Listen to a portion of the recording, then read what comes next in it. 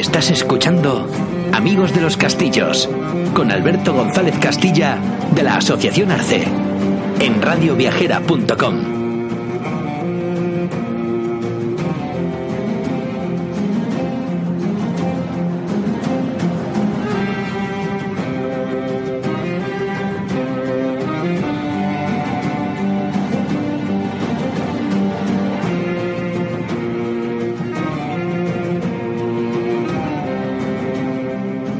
Castillo de Alcalá de Guadaira, Sevilla.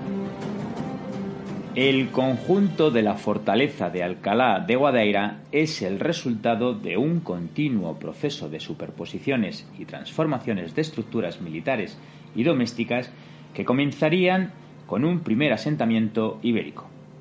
El extenso recinto fortificado que se ubica en el cerro de la fortaleza comprende distintos espacios como son el castillo, el recinto amurallado de la antigua villa medieval, la alcazaba de la Torremocha y las corachas.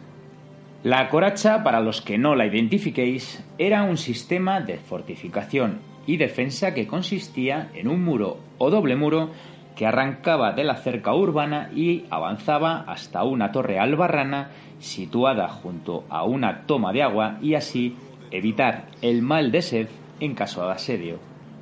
Durante la época islámica se pueden distinguir en el ámbito del castillo al menos dos grandes periodos, siendo posible suponer, con muchas reservas, la existencia de una fortificación en torno al siglo IX, aunque no han aparecido restos arqueológicos ni datos cronológicos.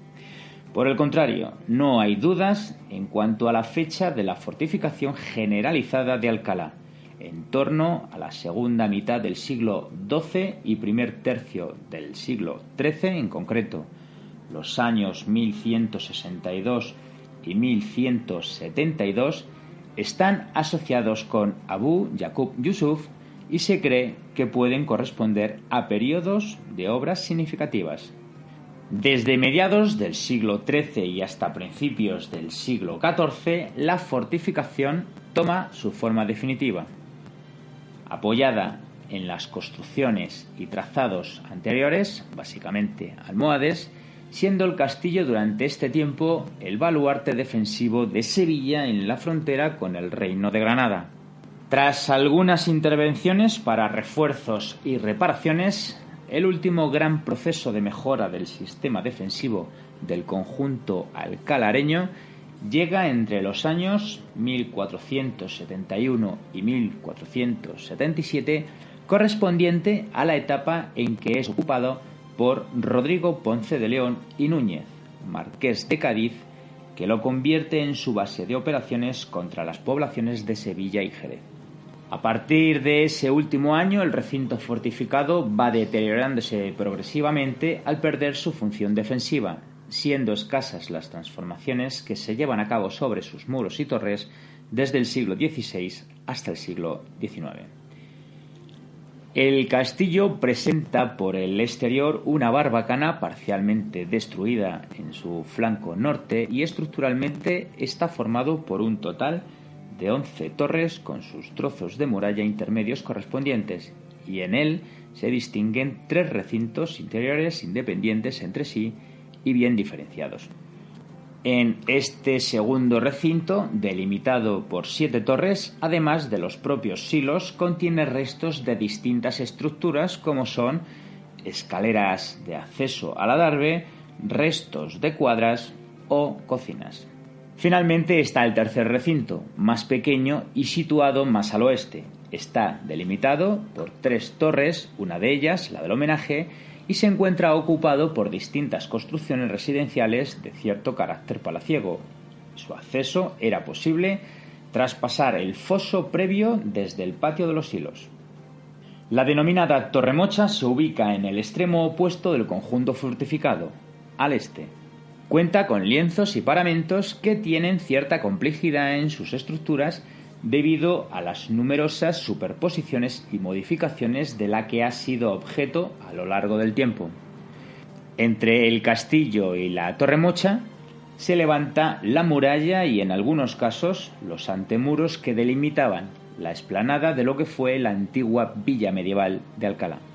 En este tramo existen 2 torres, una de ellas ocupada por un centro de transformación. La zona más oriental de este recinto, próximo a la Torre Mocha, cuenta con estructuras amuralladas más complejas, entre las que es posible distinguir la rampa que desde los jardines de la villa de San José llega hasta el recinto fortificado.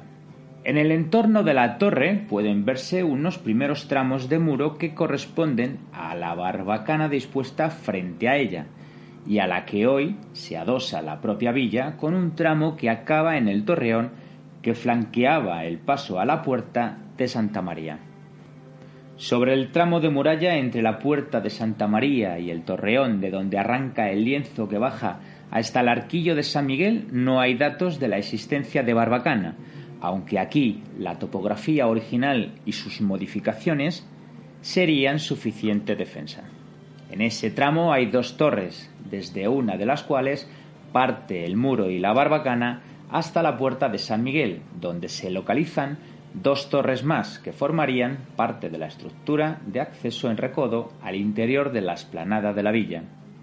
Desde esa misma torre parte la coracha de San Miguel hacia el sur, incluyendo en su trazado al arquillo de San Miguel, que da continuidad a la calle del mismo nombre y que acaba en la puerta de San Fernando, desde donde salían los lienzos de la cerca del río, ciñéndose a su cauce y englobando en su interior el arrabal de San Miguel.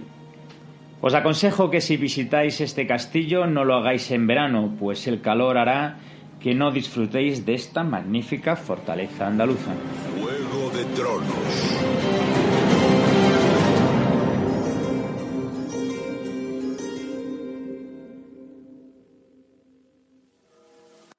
Estás escuchando radioviajera.com.